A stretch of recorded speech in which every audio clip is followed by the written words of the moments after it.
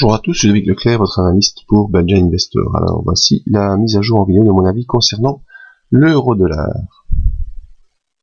Alors l'euro-dollar cette semaine est dans une semaine baissière, mais vous savez, si vous suivez le briefing et encore les autres vidéos, malgré cette semaine baissière, on reste toujours bel et bien installé au-dessus du support mensuel fort des 1,2865.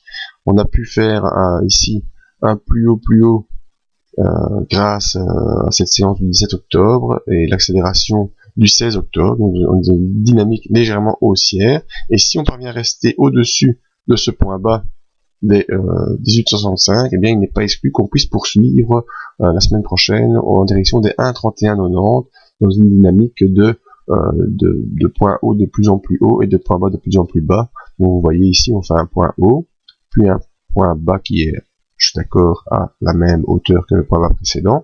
Ensuite, on fait un point haut un peu plus haut par rapport à celui-ci. Et maintenant, on fait un point bas un peu moins bas que celui-là. Donc, la prochaine dynamique serait probablement un retour vers les 1,3190 en accélération haussière. D'autant plus qu'on est venu ici proche du support mensuel, sur le bas du range, de l'ancien range haussier, et qu'on a un doji pire tombale d'accord, qui est en général un mauvais signal, mais un doji tout de même qui pourrait nous montrer une inversion de tendance si le cours début de semaine prochaine doit repasser au-dessus des 1,2976 et poursuivre au-delà des 1,3023. Donc voilà ce qu'il en est. Rapidement nos indicateurs.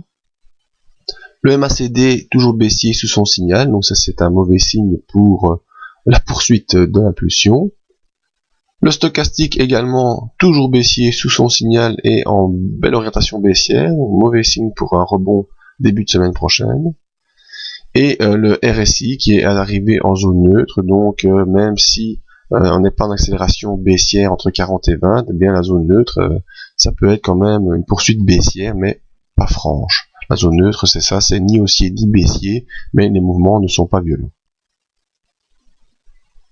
Donc que penser? On sera rapidement fixé dès lundi, voire mardi ou plus tard. Si le cours rebondit au-dessus des 1,2976, on est bien parti pour rejoindre les 1,3190 avec un palier à 1,3023. Et si le cours n'arrive pas à franchir cette M20 des 1,2976, il faudra surveiller cette zone des 1,2865 qui est un support très très fort. Si cette zone est enfoncée, mais malheureusement, ce sera une accélération baissière qui va se mettre en place avec comme objectif baissier les 1,2669. Donc ici, on est plutôt dans un range horizontal avec un plancher très très fort sur 1,2865. Si vous n'êtes pas en position, mais je vous conseille d'attendre début de semaine prochaine pour voir si on rejoint les 1,3190 ou si plutôt on accélère vers les 1,2669.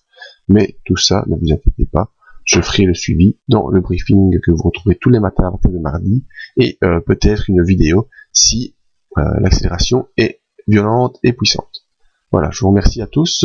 L'adresse du site, vous la connaissez pour venir voir nos autres analyses sur indice matières premières, les services proposés et un petit mail pour nous rejoindre. N'oubliez pas la page Facebook pour avoir les mises à jour. Merci à tous, à bientôt.